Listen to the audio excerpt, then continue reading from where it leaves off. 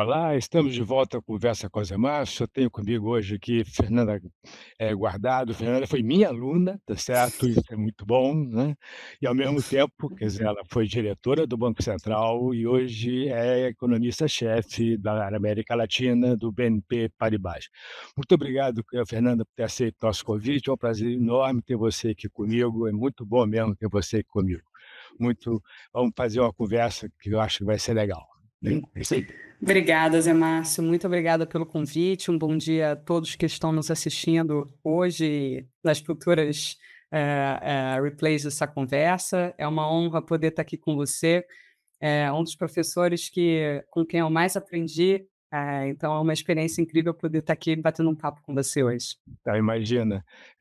Fernanda, estamos num momento bem complicado aí no cenário internacional, no cenário nacional. Como é que você está vendo em geral esse momento? O que você acha como que você acha que isso vai afetar o desempenho da economia brasileira nos próximos meses, quem sabe anos, tá certo? Pois é, Zé Márcio, acho que desde o ano passado a gente tem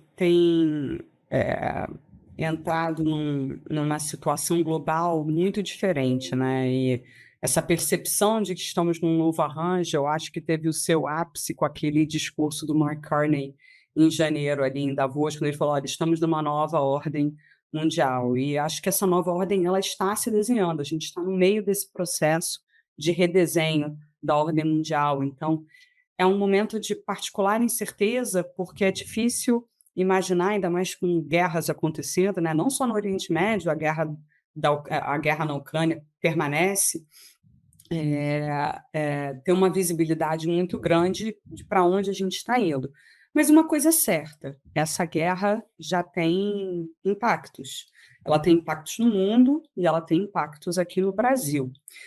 Eu até escrevi hoje um artigo no Valor falando exatamente isso, e eu acho que é o ponto importante para a gente bater aqui, né. O mercado, muitos analistas se fixam apenas na duração, né. Agora tem um cessar-fogo, o cessar-fogo, vai acontecer. Vale lembrar que desde o anúncio do cessar-fogo, o Estreito de Hormuz ainda não foi reaberto, pode levar muitas semanas para ser reaberto. Então, as consequências da guerra, o que a gente gosta de chamar ali de, né, um pouco do scarring effect, né, esse efeito de cicatrização, ele vai levar muito tempo para acontecer, né. Mas mesmo que a gente tenha esse cessar-fogo se consolidando em um processo de reabertura que, de novo, vai levar muitas semanas e meses, eh, é muito difícil, pensar num cenário em que se volta para preços de petróleo da ordem dos que a gente tinha antes desse conflito, perto ali de $60, né. Pra nós aqui no BNP, mesmo num ambiente de cessar-fogo que permanece, a gente vai estar migrando para algo como $80 até o final do ano. Então, o impacto de preços de petróleo, preços de gás natural permanentemente mais altos já são uma realidade para o mundo, né. E um dos impactos que eu chamo atenção nesse meu artigo, e quero falar hoje para os nossos ouvintes também, é principalmente sobre a inflação, né. Então a inflação global já está sentindo os efeitos, os impactos de tudo o que está acontecendo, né. No Chile, nós vimos um reajuste da ordem de 54% na gasolina. Aqui no Brasil, gasolina e diesel estão subindo. Nos Estados Unidos, o próprio CPI que saiu hoje já vem bem mais alto, como reflexo disso, na Europa também. E como reflexo, como consequência desse aumento de inflação, direta dos preços de energia, eu não estou nem falando ainda dos impactos indiretos, que a gente pode conversar um pouco mais depois, como impacto direto, você já observa uma mudança de postura em alguns bancos centrais do mundo, e em particular no Banco Central do Brasil, de forma correta, né, porque enquanto alguns bancos centrais, como o Banco Central Europeu, estão partindo de um ponto que a inflação está na meta, a política monetária estava neutra, as expectativas estão ancoradas, aqui no Brasil nós não temos nenhuma dessas condições. As expectativas estão desancoradas, a inflação está rodando acima da meta. O que nós vimos de desinflação ao longo do último ano foi muito por conta da queda, da apreciação do real, mais do que É, um equilíbrio entre demanda e oferta internamente. Então, o Banco Central é pego ainda numa situação muito delicada, né? Então, o Banco Central Europeu, mesmo estando numa situação muito mais equilibrada, já sinaliza de que, olha, eu vou precisar fazer um ajuste na minha taxa de juros para conter um pouco os impactos de segunda ordem. É, outros bancos centrais do mundo têm tido peças semelhantes, como o Banco Central da Inglaterra. E aqui no Brasil, o Banco Central brasileiro foi obrigado a iniciar o seu processo de ajuste, né, que é como a gente tem chamado um ajuste do ciclo de taxa de juros, de forma mais modesta do que eles claramente gostariam. E eu acho, Zé Márcio, é o meu call, de que eles vão ter que repetir a mesma postura agora em abril. Dar um corte de 25 bases, à medida que a gente observa onde essas coisas vão, porque o risco de escalada nessa guerra permanece. O risco de escalada e de impactos mais deletérios por mais tempo ainda está aí. na verdade tem um risco de escalada, mas tem também o fato de que você teve uma destruição importante da infraestrutura, então não apenas de produção do petróleo, mas também de transporte, né, quer dizer, isso vai demorar para se resolver, não é uma coisa que eu acho que vai resolver em 2 dias, 3 dias, uma semana ou um mês, vai demorar muito mais tempo.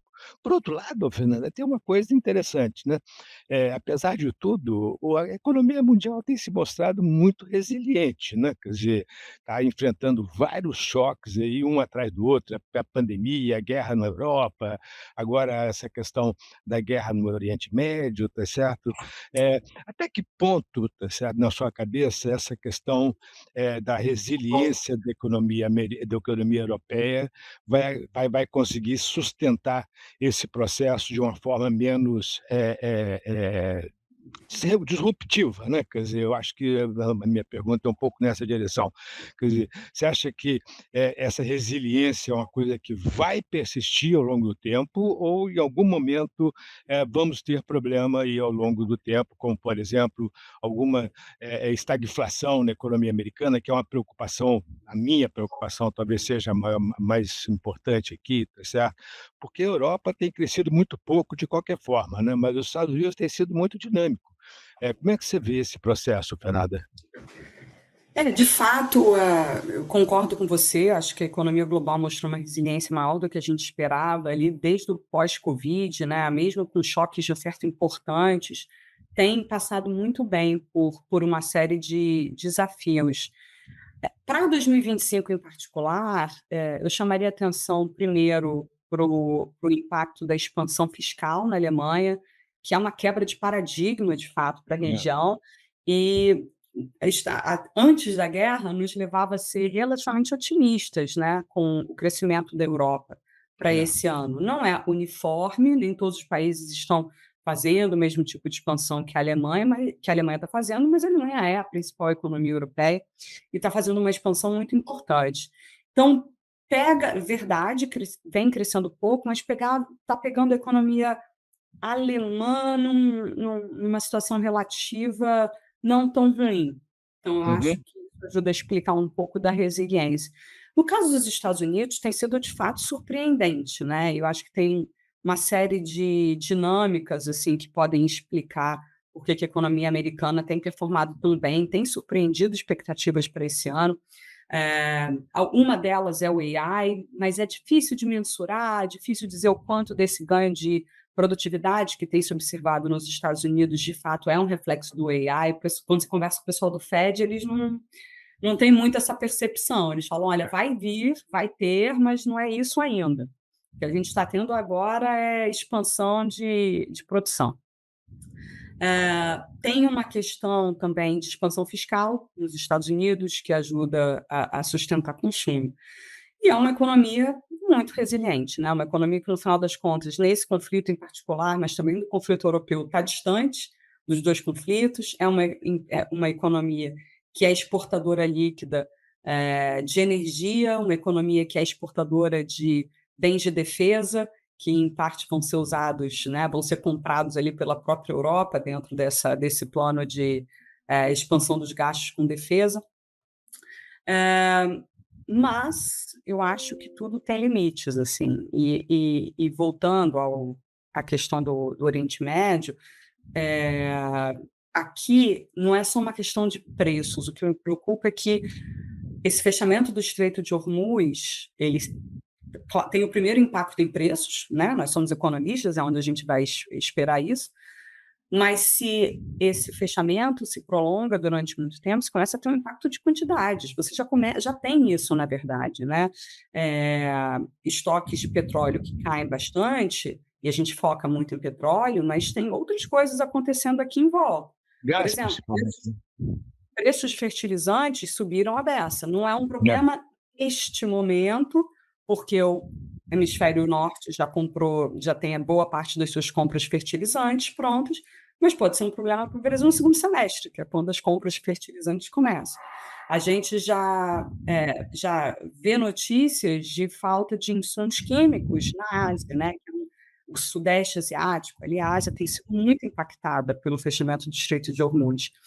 Então, tem outras pequenas coisas que estão acontecendo, e quanto mais o fechamento do Estreito de Hormuz se prolonga, quanto mais essa guerra se prolonga, por mais que você queira pagar, você simplesmente não vai encontrar algumas coisas, né? concordo. Eh, então, assim, não é difícil desenhar um cenário de uma economia global ali flertando com a recessão, ao longo desse segundo e terceiros trimestres, a depender de como essa guerra avança, né? Primeiro pelo efeito preço, mas também pelo efeito quantidade.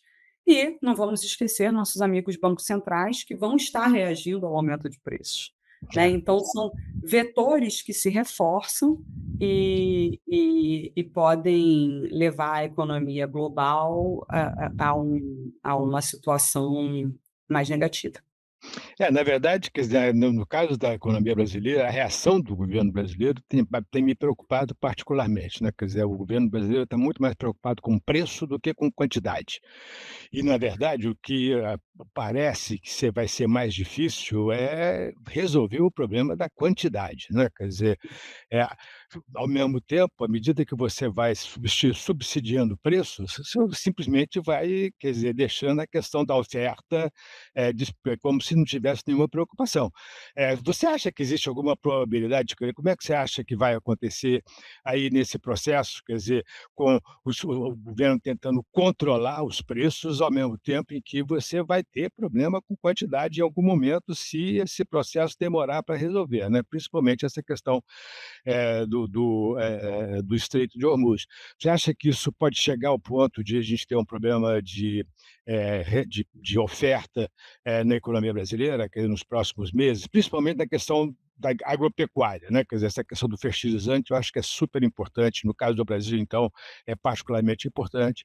Vai ter efeito sobre preço, principalmente alimentos, mas vai ter efeito também sobre quantidade de exportação e etcétera. Como é que você está, Exato. avaliando esse processo? Bom, eu acho que na questão de quantidades, 2 coisas me vêm à mente. A primeira é essa de fertilizantes, né.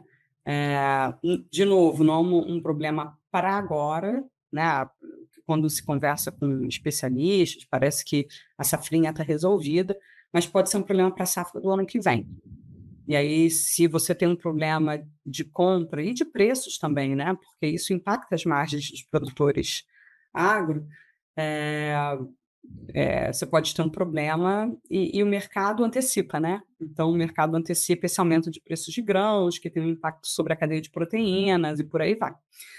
Eh, então acho que é uma possibilidade, aí não tem muito o que o governo possa fazer.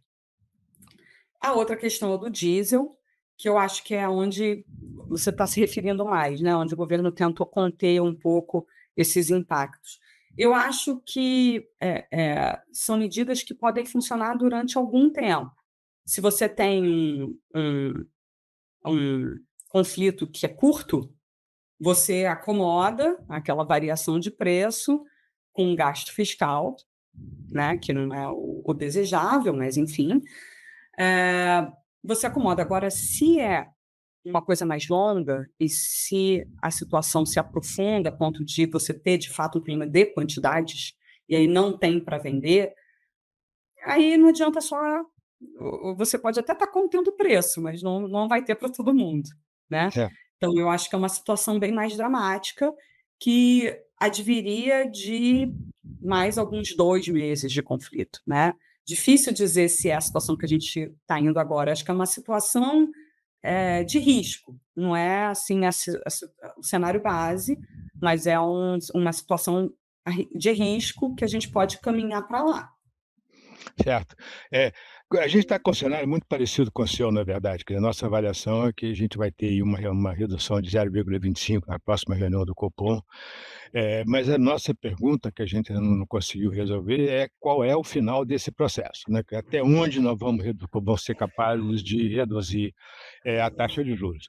O Brasil já tem uma taxa de juros extremamente elevada, tá, quer dizer, a gente tem um problema grave que eu acho que é muito importante, que está me preocupando particularmente, que é a questão do crédito para as empresas. Quer dizer, a gente está vendo uma série de empresas tendo problemas com crédito, tá certo? Recuperações judiciais, negociações para resolver problemas de crédito e etcétera, tá certo? Que é relativamente preocupante, porque são grandes empresas, que não são empresas pequenas que estão tendo problemas, são grandes empresas que parecem estar começando a ter problema. Toda vez que eu converso com um economista mais especialista nessa questão de crédito, o cara diz: "Ah, não tem nenhum problema, está tudo ótimo, não precisa se preocupar", mas eu fico preocupado, porque são empresas muito grandes, tá certo? Como é que vocês estão vendo isso aí no BNP Paribas? Olha, é um assim, toda vez que você tem o tipo de, incremento da taxa de juros como a gente teve, de forma correta, né, o Banco Central precisava fazer isso, é inevitável que se veja algum tipo de, problema, a meu ver, na rolagem de algumas dívidas, né, principalmente de empresas que estão mais alavancadas, empresas que, têm um timing de renegociação que vai estar caindo exatamente nesse momento de taxas de juros de 15%, né, agora 14,75. Não parece que um ambiente de aumento de inadimplência generalizado, né. Tem um aumento de recuperações judiciais, inadimplências. Não sou especialista no assunto de crédito empresarial para argumentar o quanto que isso vai anteceder mais acidentes ou não. Mas o que a gente observa quando se pega os dados de crédito do Banco Central, é um aumento de inadimplência, mas não é algo irrazoável, muito fora do comum. Mesmo para famílias, se você, tira o impacto da MP 4677, se não me engano, aquela que obrigou, liberou os bancos para fazer uma reclassificação de dívidas em atraso, você vai ver que o aumento de inadimplência de pessoas físicas foi só metade. A outra metade é reclassificação de dívida, né. Afinal de contas, a gente ainda está num ambiente em que, para pessoas físicas, é muito positivo. A taxa de desemprego está no low, o rendimento médio real crescendo 5% acima da inflação, então não está tão ruim. Sem dúvida, a questão do crédito, corporativo parece ser uma preocupação na cabeça do Banco Central. Eu acho que isso que os impele muito para essa questão do: "Olha, vamos tentar fazer essa calibração, mesmo com toda essa dificuldade à frente que se observa". Eh, eu acho que é um ponto de preocupação que aparece ali, né, não é uma situação ideal, principalmente quando você está falando de grandes empresas, né, que chamam, bastante atenção, mas os números não sugerem também que é algo generalizado, né. Certo. Não, concordo, quer dizer, eu acho que é uma preocupação, na minha cabeça é uma preocupação, mas eu também não sou especialista em crédito, de maneira que aqui eu estou dando uma, tá certo? Mas, quer dizer, me preocupa, quer dizer, porque não é simples quando empresas como Raizen, CSN, tá certo, começam a mostrar problemas de crédito, eu começo a olhar e falar: "Opa, tem alguma coisa aí que tem que me preocupar", tá certo. Agora, Fernanda, voltando aqui à situação interna também, quer dizer, a gente vai ter eleição esse ano. Como é que vocês estão vendo aí o processo? Você acha que vai ser complicado? Vai ser muito, muita distorção? Como é que você está vendo aí esse processo ao longo dos próximos meses? Porque parece que vai ser uma eleição difícil, uma eleição muito, complicada para os 2 lados, na verdade. Como é que você está percebendo esse processo nesse momento? Olha, Zé, eu acho que uma das certezas que a gente pode ter é que vai ser uma eleição muito apertada, né? As 2 últimas já foram, o que as pesquisas, apontam para a gente é um segundo turno muito próximo entre os 2 candidatos, que são mais prováveis, né, de estar no segundo turno. É difícil de prever. Eu acho que essa é a situação, assim, é difícil prever quem vai ganhar. O que eu posso dizer é um pouco da minha percepção nas conversas que eu tenho com os participantes de mercado. Como é que o mercado está vendo essa eleição? O mercado vê essa eleição como uma oportunidade de ter alguma visibilidade, de consolidação fiscal a partir de 2027. Então, esse é o tema para o mercado, né? Lidar com a questão fiscal no Brasil, que é a principal fragilidade do arranjo macroeconômico que a gente tem. Então, o que vai sair do debate, o que vai sair das propostas do candidato eleito para o ano que vem, eu acho que é o ponto mais importante. A gente sabe que não é assim, a maior preocupação do ponto de vista da sociedade, né, quando se olha para as pesquisas, então talvez não seja uma questão de debate muito pública, mas é a principal preocupação. Se a gente não faz nada e meio que fica aqui como está, eu acho que tem uma percepção de que podemos ter um problema fiscal lá na frente, alguma algum questionamento em relação à sustentabilidade da dívida pública de uma forma mais preocupante. Agora, se há uma agenda, uma disposição de quem ganhar a eleição de fato, tocar uma agenda de discussões difíceis e impopulares, né, para lidar com a questão do desequilíbrio nas contas públicas, isso pode ter um impacto muito positivo para o mercado, muito positivo. Então, eu diria que tem uma simetria positiva aí nessa eleição, dependendo do tipo de, enfim, conversa e postura que se observar, principalmente ali após o segundo turno. Não, certo, concordo. A minha preocupação é mais no sentido de: será que vai efetivamente ter um ajuste fiscal, a partir de 2027? Essa que é a minha pergunta e eu não tenho, quer dizer, eu não consigo responder essa pergunta. Essa que é a minha questão importante. Era nada claro para mim que os principais candidatos realmente entendem a necessidade de você ter um ajuste fiscal. Isso me preocupa muito, Fernanda, por uma razão simples, porque a gente está sempre, economista principalmente, está sempre falando: olha aqui, ó, tem um limite de dívida que é importante, e a hora que os investidores acharem que não é sustentável, vai afetar, vai atacar o país, tá certo? E o que está acontecendo é que o mundo está muito endividado, né, quer dizer, todos os países do mundo estão muito endividados. Então, em termos relativos, tem gente que fala: "Não, mas o Brasil está bem, porque em termos relativos a situação melhorou muito". Na verdade, sempre se falava que quando a dívida chegar em 60% vai ter um problema, quando chegar em 70 vai ter um problema, quando chegar em 80 vai ter problema. Nós chegamos em 80 e não tivemos problema, tá certo? Você acha que a gente está perto desse limite aí, ou você acha que, pô, é impossível saber, como é o limite desse processo? É um jogo de expectativas, né? É, Assim, exatamente. o limite ele é determinado, assim, acho que olhando assim na frieza da planilha, me parece que a gente já está perto de um limite muito preocupante, né? Com a É. dívida pública atingindo 80% do PIB. Quando eu falo isso com os nossos clientes estrangeiros, eles falam: ah, mas olha para os Estados Unidos, olha para a É. França, tudo é 100%.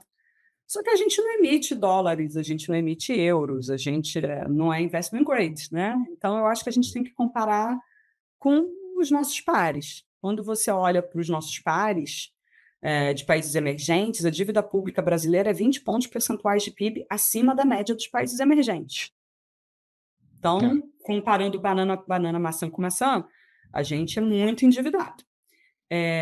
Então, assim, o nível per se, eu acho que já é bastante preocupante.